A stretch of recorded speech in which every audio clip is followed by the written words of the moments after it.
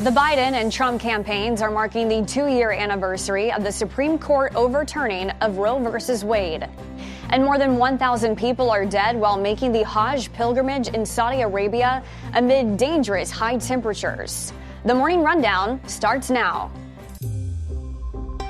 From the Straight Arrow News Studio, bringing the stories that matter to you from across the United States and around the world.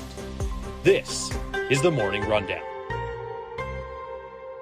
Today is Monday, June 24th. Thank you for joining us. I'm Kara Rucker. Today marks the 2-year anniversary of the Supreme Court overturning the Roe v. Wade decision, ending the constitutional legal right to an abortion. Since that ruling, many states have taken their stance on the issue. More than 20 states have restricted abortions, and more than 20 states have expanded access to abortion. Now, as we are just days away from the first presidential debate between President Joe Biden and former President Donald Trump, both campaigns are making clear where they stand on the matter. The Biden campaign is hosting more than 50 events to mark the second anniversary of the Dobbs decision, where the president and his supporters will speak out against the court's ruling. Vice President Kamala Harris is expected to participate in 2 campaign events today, one in Arizona and one in Maryland, while Second Gentleman Doug Emhoff will be part of a rally in Michigan. Harris has been on the road since January on her Fight for Reproductive Freedoms tour in response to the High Court's ruling. In an interview airing today on MSNBC, Harris says this is about freedom. Every person of whatever gender should understand that if such a fundamental freedom, such as the right to make decisions about your own body, can be taken, be aware of what other freedoms may be at stake. Former President Trump, meanwhile, spoke on the topic during his keynote address at the Faith and Freedom Coalition's conference in Washington this past weekend, thanking his nominees to the Supreme Court for showing wisdom and courage on their decision 2 years ago. Trump reiterated his stance that the issue should be left for the states to decide. We did something that was amazing. The big problem was it was caught up in the federal government, but the people will decide, and that's the way it should be. The people are now deciding, and some states are a little bit more conservative, and some states are much more liberal. Also today, a 3-day hearing continues in Florida as the federal judge presiding over Donald Trump's classified documents case will hear arguments on whether the former president should be barred from making public comments that prosecutors say pose a threat to FBI agents working the investigation. Israeli Prime Minister Benjamin Netanyahu says intense fighting in Gaza could soon come to an end, but the war is far from over. In his first interview with Israeli media since the war with Hamas started October 7th, Netanyahu said Sunday he's ready to make a partial deal with Hamas to return some hostages still being held captive in Gaza, but the war will not be over until Hamas is eliminated. He also said that once the intense fighting in Gaza winds down, Israel will be able to focus more on its northern border with Lebanon, where fighting with the Iran-backed group Hezbollah is escalating. Netanyahu's interview comes just as 8 people were killed on Sunday in an Israeli airstrike on a training college being used to distribute aid. It was formerly the headquarters for a United Nations agency. The Israeli military says the site has been used by Hamas and Islamic Jihad militants, and precautionary measures were taken before the strike to reduce the risk of harming civilians.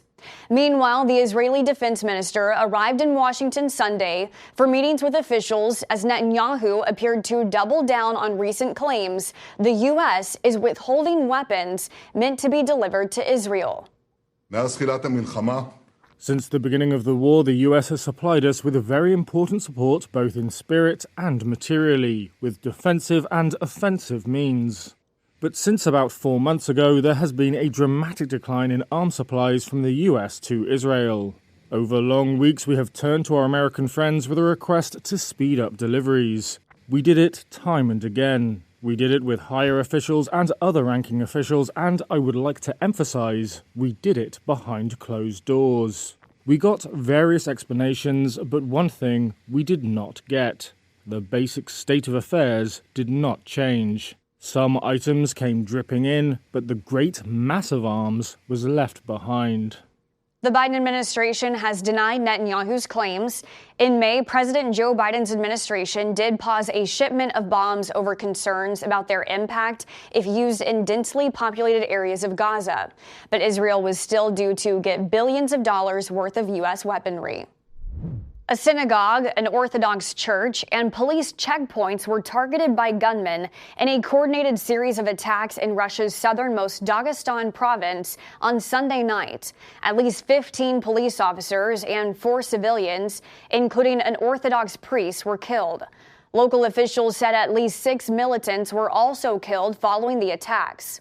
No group has claimed responsibility for the attacks yet, but they come 3 months after an ISIS affiliate said it carried out an attack at a music hall in Moscow that left more than 140 people dead. Meanwhile, Russia is blaming the U.S. for a deadly Ukrainian strike on a strategic port in occupied Crimea on Sunday. The strike left at least 4 people dead and more than 150 injured in one of the biggest attacks on the Russian-annexed peninsula in recent months. Russian officials say Ukraine used weapons provided by the U.S. to carry out the strike. Russia annexed Crimea in 2014 and considers it part of the country, though it remains internationally recognized as Ukrainian territory. People are experiencing extreme weather all across the globe, including dangerous heat, which is taking a major toll in the Middle East at a time millions are visiting there for a sacred religious journey for Muslims known as Hajj pilgrimage. More than 1,000 people have died during this year's Hajj pilgrimage to Mecca in Saudi Arabia, as temperatures reached 120 degrees. Saudi officials saying 83% of those who died were unauthorized pilgrims who walked long distances without adequate shelter. Egypt revoking the licenses of 16 travel agencies accused of helping the unauthorized visitors. Among the 1.8 million people who were authorized, a couple from Maryland who reportedly died on the journey from heat stroke. Their daughter telling CNN her parents had saved up their life savings to make the pilgrimage.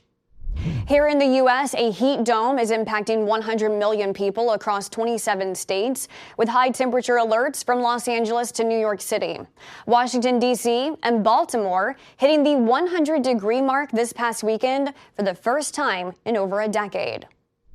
Meanwhile, severe flooding from heavy rainfall is the concern in the upper Midwest, with Iowa Governor Kim Reynolds declaring a disaster emergency for over 20 counties, with over 300 water rescues being reported and nearly 2,000 properties damaged. Reynolds says the devastation is severe and widespread.